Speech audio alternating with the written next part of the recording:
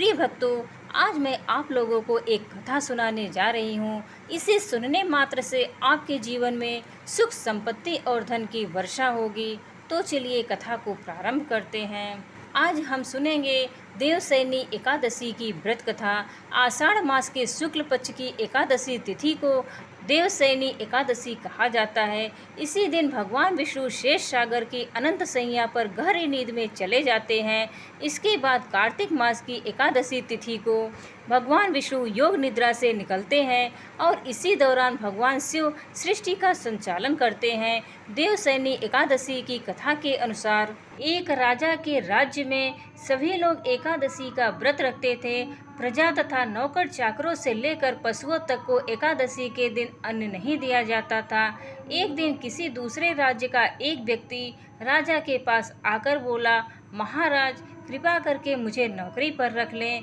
तब राजा ने उसके सामने एक शर्त रखी कि ठीक है, रख लेते हैं, किंतु रोज तो तुम्हें खाने को सब कुछ मिलेगा, पर एकादशी को अन्न नहीं मिलेगा। उस व्यक्ति ने उस समय हाँ कह ली, पर एकादशी के दिन जब उसे फलाहार का सामान दिया गया तो वह राजा के सामने जाकर गिड़गिड़ाने लगा, महाराज इससे मेरा पेट नहीं भरेगा, मैं भूखा ही मर जाऊंगा, मुझे अन्न दे दो। राजा ने उसे शर्त की बात याद दिलाई, पर वह अन्न छोड़ने को राजी नहीं हुआ।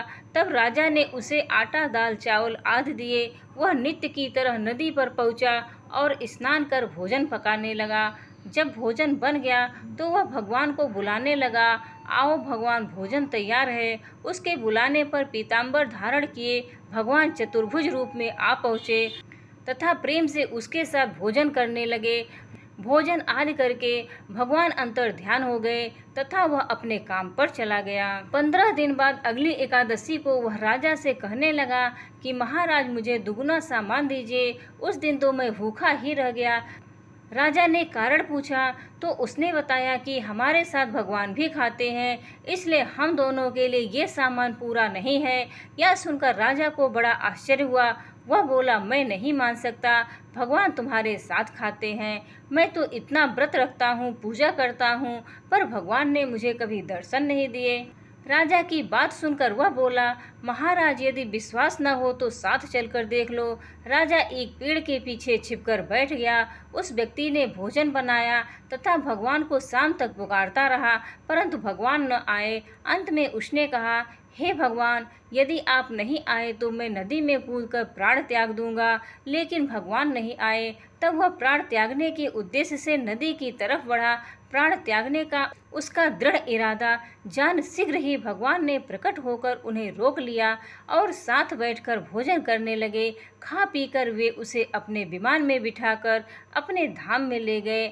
यह देख राजा ने सोचा कि व्रत उपवास से तब तक कोई फायदा नहीं होता जब तक मन शुद्ध न हो। इससे राजा को ज्ञान मिला। वह भी मन से व्रत उपवास करने लगा और अंत में स्वर्ग को प्राप्त हुआ। एक राजा था, उसके राज्य में प्रजा सुखी थी। एकादशी को कोई भी अन्न नहीं बेचता था, सभी फलाहार करते थे। एक बार भगवान ने राजा की परीक्षा लेने की चाही। भगवान ने एक सुंदरी का रूप धारण किया तथा सड़क पर बैठ गए। तभी राजा उधर से निकला और सुंदरी को देखकर चकित रह गया। उसने पूछा, हे सुंदरी, तुम कौन हो और इस तरह यहाँ क्यों बैठी हो? तब सुंदर स्त्री बने भगवान बोले, मैं निराश्रिता हूँ, नगर में मेरा कोई जाना पहचाना नहीं है, किससे सहायता मांगूं? राजा उसके रूप पर मोहित हो गया था। वह बोला, तुम मेरे महल में चलकर मेरी रानी बनकर रहो। सुंदरी बोली, मैं तुम्हारी बात मानूंगी, पर तुम्हें राज्य का अधिकार मुझे सौंपना होगा। राज्य पर मेरा पूर्ण अधिकार होगा। मैं जो भी बनाऊंगी तुम्हें खाना होगा।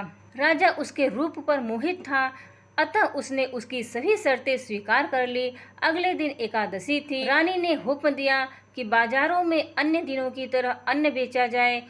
उसने घर में मांस मछली आदि पकवाए तथा परोस कर राजा के खाने के लिए कहा। यह देखकर राजा बोला, रानी आज एकादशी है, मैं तो केवल फलाहार ही करूँगा। तब रानी ने शर्त की बात याद दिलाई और बोली, या तो खाना खाओ, नहीं तो मैं बड़े राजकुमार का सिर काट लूँगी। राजा ने अपनी स्थिति बड़ी रानी से कही तो बड़ी रानी बोली, महाराज धर्म न छोड़ें, भले राजकुमार का सिर दे दें, पुत्र तो फिर मिल जाएगा पर धर्म नहीं मिलेगा। इसी दौरान बड़ा राजकुमार खेलकर आ गया। माँ की आंखों में आंसू देखकर वह रोने का कारण पूछने लगा। तब माँ ने उसे सारी स्थिति बता दी।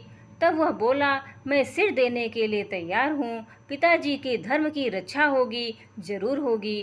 राजा दुखी मन से राजकुमार का सिर देने को तैयार हुआ तो रानी के रूप से भगवान विष्णु ने प्रकट होकर असली बात बताई। राजन, तुम इस कठिन परीक्षा में पास हुए। भगवान ने प्रसन्न मन से राजा से वर मांगने को कहा तो राजा बोला, आपका दिया हुआ सब कुछ है, हमारा उद्धार करें। उसी समय वहां एक विमान उतरा। राजा ने अपना राज्य पुत्र को सौंप दिया और विमान में बैठकर परम धाम को चला गया। पौराणिक कथा के अनुसार मानधाता नाम का एक सूर्यवंशी राजा था। वह हमेशा सत्य बोलता था और महान तपस्वी और चक्रवर्ती था। वह अपनी प्रजा की देखभाल अपनी संतान की तरह करता था। एक बार उस राज्य में अकाल पड़ने से हाहाकार मच गया। राजा को प्रजा की चिंता सताने लगी। लोग राजा से अपने कष्ट बताने लगे। इससे राजा बहुत परेशान हुआ और इस समस्या का समाधान निकालने के लिए राजा मानधाता भगवान की पूजा कर कुछ विशिष्ट व्यक्तियों को साथ लेकर वन को चल दिए। वन में वे ब्रह्मा जी के मानस पुत्र अंगिरा ऋषि के आश्रम पर पहुँचे। वहाँ राजा ने अंगिरा ऋषि से कहा कि मेरे राज्य में 3 वर्ष से वर्षा नहीं हो रही है, इससे अकाल पड़ गया है और प्रजा कष्ट भोग रही है। राजा ने यह भी कहा कि शास्त्रों में लिखा है कि राजा के पापों के प्रभाव से ही प्रजा को कष्ट मिलता है। राजा ने कहा कि मैं तो धर्मानुसार राज्य करता हूँ, फिर यह अकाल कैसे पड़ गया? आप कृपा कर मेरी इस समस्या का समाधान करिए। इस पर अंगिरा ऋषि बोले, इस युग में केवल ब्राह्मणों को ही तप करने, वेद पढ़ने का अधिकार है, लेकिन राजा आपके राज्य में एक शूद्र तप कर रहा है। इसी दोष के कारण आपके राज्य में वर्षा नहीं हो रही है। अगर आप प्रजा का कल्याण चाहते हैं तो शीघ्र ही उस शूद्र का वध करवा दें। राजा मानधाता ने कहा कि किसी निर्दोष मनुष्य की हत्या करना मेरे नियमों के विरुद्ध है, आप कोई दूसरा उपाय बताएं। ऋषि ने राजा से आषाढ़ माह के शुक्ल पक्ष की देवशयनी नाम की एकादशी का विधान पूर्वक व्रत करने को कहा। वे बोले, इस व्रत के प्रभाव से तुम्हारे राज्य में बारिश होगी और प्रजा भी पहले की तरह सुखी जीवन यापन कर पाएगी। राजा ने देवशयनी एकादशी का व्रत पूजन नियम पूर्वक अनुशासन पालन किया, जिसके प्रताप से राज्य में फिर से खुशहाली लौट आई। कहते हैं, मोक्ष की इच्छा रखने वाले मनुष्यों को इस एकादशी का व्रत करना चाहिए। इस पवित्र कथा को बोलने में अगर कोई त्रुटि हुई हो तो क्षमा चाहती हूँ। उम्मीद है आप सभी को ये वीडियो अच्छी लगी होगी। जय श्री कृष्णा, राधे राधे।